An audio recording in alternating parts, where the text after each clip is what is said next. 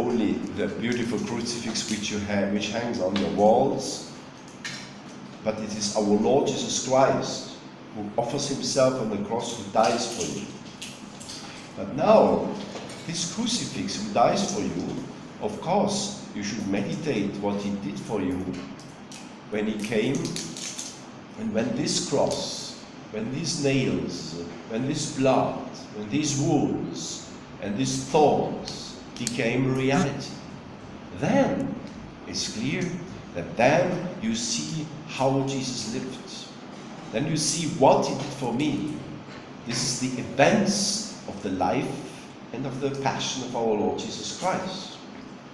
And therefore we have always to go back to that. If not, we do not know him. So it is absolutely important that we meditate about Jesus Christ crucified.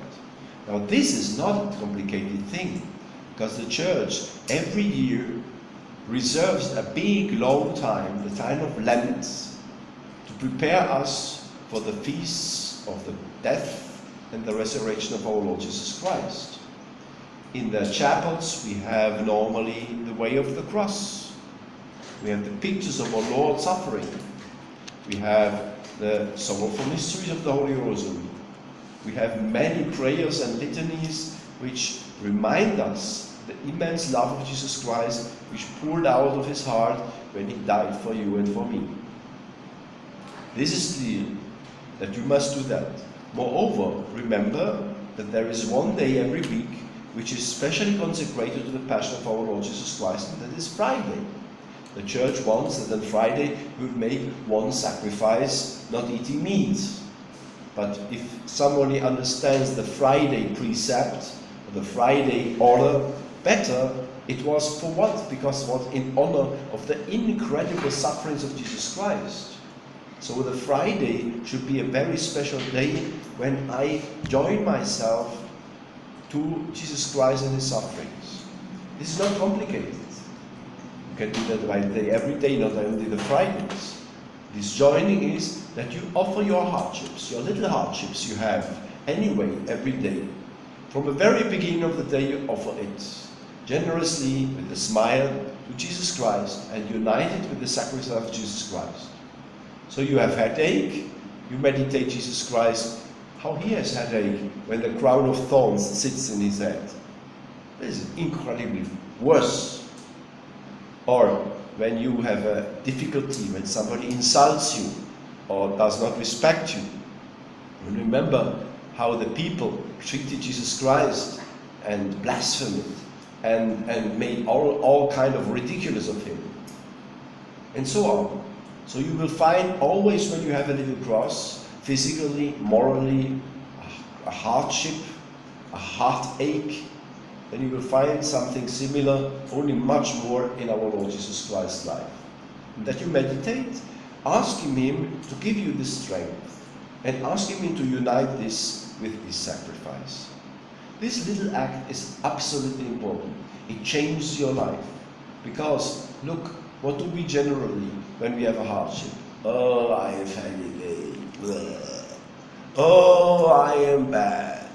Today I am not well. And everybody will see that you are not well. Huh? Okay. Or somebody insults you. Somebody attacks you. And so in the heart you have this grumbling and grumbling and grumbling. It destroys, disturbs. And you think about this all the time. You see, that's what we do when we have a hardship to carry. Instead of when that comes, for instance, you wake up in the morning, you go out of your room, and the neighbor of your room steps on you and starts to say you some bad words. Very often, for such people, the day is over. The day is finished. You wanted to have a good day, and the very morning, the very beginning of the day, this my neighbor destroys all the good feelings I had the day, putting all these bad thoughts in which are bad and false. Oh no! And very often we say when we happen like this, oh no, must that now arrive now? Oh no! Huh? So and I preach a retreat, love for you. I could also say this morning, oh no, I want to have a voice, strength, as I habitually do. And now I'm like an old baby,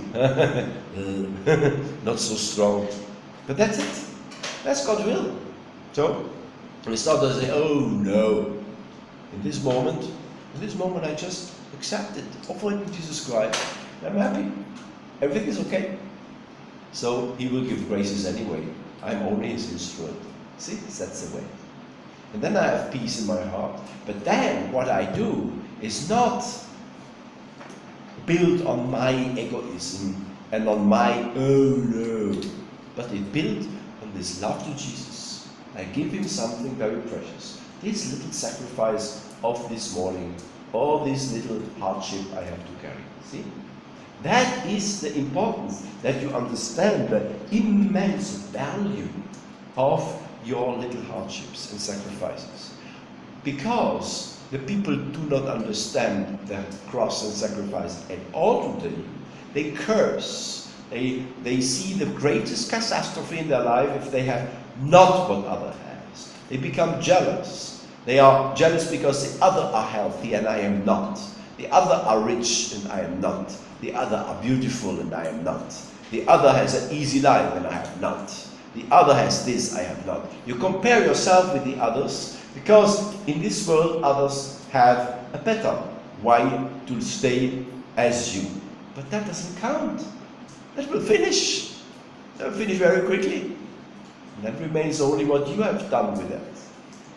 But if you don't look to that, like the Freemasons want to show you, if you, in that moment when you have a hardship, and then instead of looking to Jesus Christ's sacrifice on the cross and meditating a little bit about His passion, you launch the next movie and you see another Hollywood film where the people where is praised the rich and the well-skilled, and he who has a lot of money and has a lot of influence and all that, and he's so beautiful and all these impure things, then after the film you will be full of bitterness.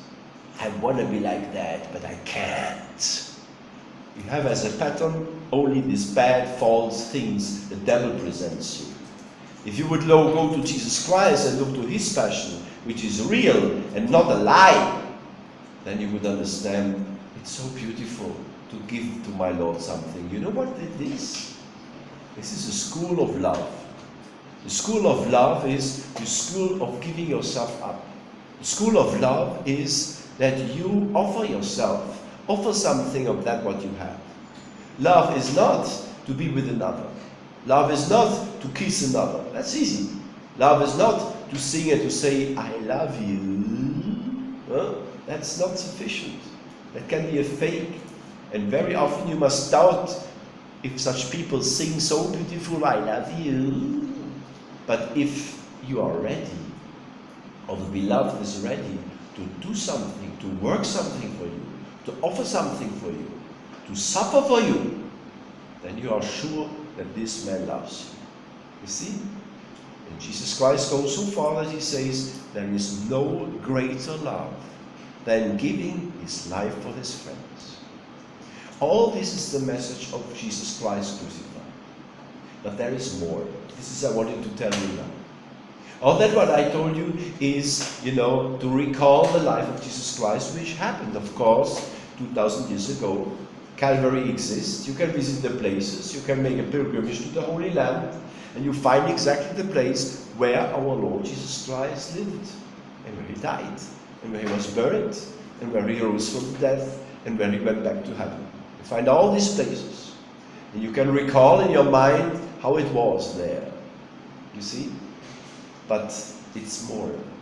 When Saint Grignon de Montfort says the crucifix in the right, the rosary in the left hand, he does not want only to give us a beautiful story to recall and to memorize. He doesn't want to have us only thinking about what happened once. Jesus Christ, it would be fine, it would be good, but it would not be sufficient for us. And therefore, we come now to the first conclusion. The first conclusion is that this cross, that this crucifix, you see hanging